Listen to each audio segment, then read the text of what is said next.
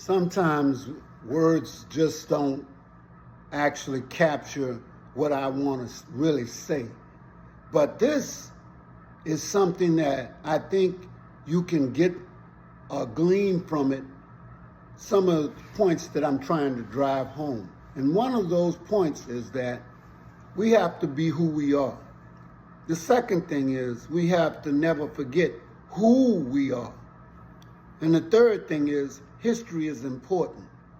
And so with that in mind, regardless of a person's politics or anything else, except for the fact that if you turn on your community, then we have a real problem. Most things we can come back from, but treachery and selling out cannot be forgiven. I am here because I have come home as a black man. Disagree, if you will, with my politics, but I will not allow anyone to take away the fact that I am black. Now, that's all I can say, except that I would like to sing, if you would like for me to sing.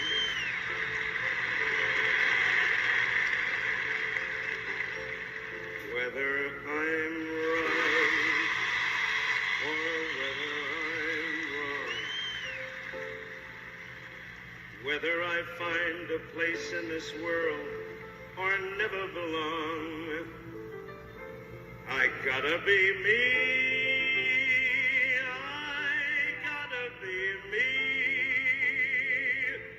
What else can I be but what I am? I want to live, not merely survive. And I won't give up this dream of life that keeps me alive. I gotta be me.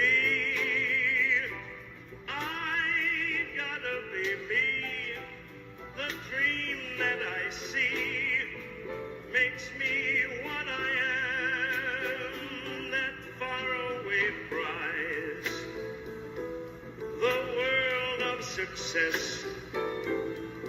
It's waiting for me if I'll heed the call.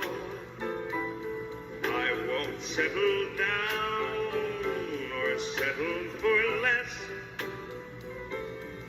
as long as there's a chance that I can have it all. I'll go it alone, if that's how it must be. I can't be right for somebody else if I'm not right for me. I gotta be free. I gotta be free. Daring to try to do it or die. I gotta be me. I'll go it on, if that's how it must be. I can't be right for somebody else if I'm not right for me. I gotta be free, and I'm gonna be free, daring to try to do it or die. I gotta be me. I hope most black folks got that. We have to be who we are. Now I'm going to read something for you, and it's very, very short. This present generation of whites did not hold us in a state of chattel slavery, but their privileges, their riches, and their powers came from 350 years of black labor. In fact, chattel slavery, without receiving or paying 1 day's pay to a black person. They also uphold the systems that seek to keep black folks in poverty and to deny us most of the opportunities afforded other communities in America, Africa, and all over this world. I don't like using the term white and black, but I'm going to use it for today. This system of white supremacy, as we may call it, was directly derived from the former generations of whites, your kinfolks, with the sole intent to keep us in a relegated position of powerless and perpetual servitude and a state of despair, all the while enriching you, giving you generational power and money and all the things that make this earth a heaven for you and a hell for us. Also, they use their wealth to write a false narrative of history.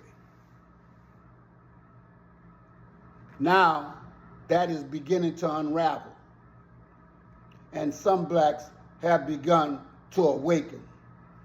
The God in us has been freed from our ignored state of being, and that means he's been talking to us the whole time, but we haven't been listening to him. We've been listening to what some people call the God of this earth, the European, but we know better than that.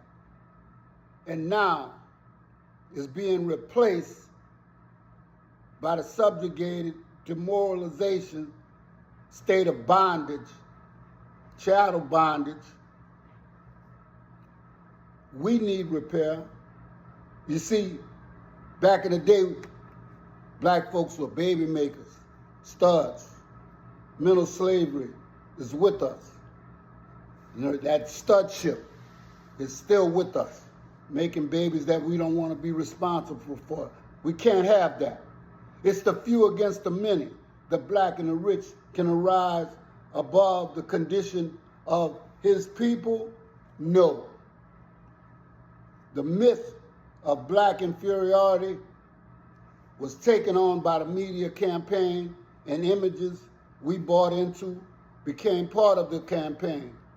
We were bred to be ununited, but we gotta be us, and we will have our day. But it was enough to let her know that history matters and that the things that she sees didn't just happen, that they're the result of certain policies. Because here's what's interesting about that area that we now like to call the ghetto. The reality is the ghetto was created, and public housing in particular was created not for poor black people. It was created for poor white people. And in fact, for the first several years of public housing, people of color couldn't even get into public housing projects.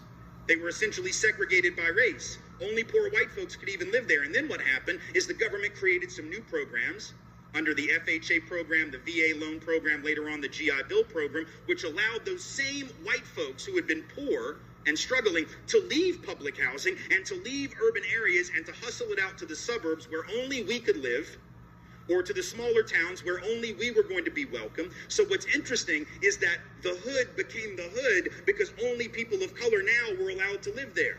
White folks were literally being subsidized by the government to move to the suburbs. The white middle class, and make note of this, was built by government. Government programs that underwrote those loans because those families could not have afforded a loan otherwise. They were able to get one because the government underwrote the loan and guaranteed the loan in case of default, but only for people of color. Only for white folks. People of color, by and large, couldn't get in on any of that. So white folks were able to move, people of color were not. Certain neighborhoods deteriorated economically, other neighborhoods went up in value. At the very same time, the government was doing what they called urban renewal, which meant they came through black neighborhoods and Latino neighborhoods, and they built interstates right through the heart of the community, right? Knocking down black homes, black apartments, knocking down black-owned businesses, all around the country. Between 1950 and 1970, about 1 in 5 apartments or houses lived in by black folks was knocked to the ground for economic development purposes.